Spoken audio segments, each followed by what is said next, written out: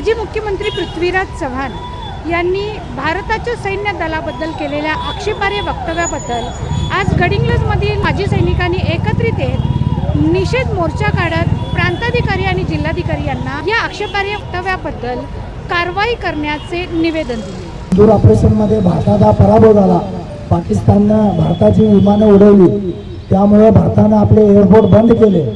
असं हे 3-4 तासाचं जर लढाई होत असेल तर या 12 लाख सैनिकांचं काय काम आहे?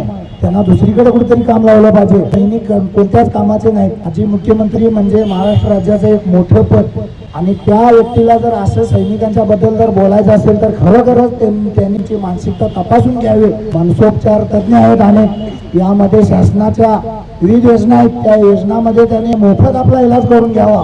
पर्यंत याच्यावर ऍक्शन किंवा काही सकारात्मक प्रतिक्रिया येत नाही तोपर्यंत गडिंग्लज तालुक्यातील कोणताही सैनिक परिवार मतदान देणार नाही।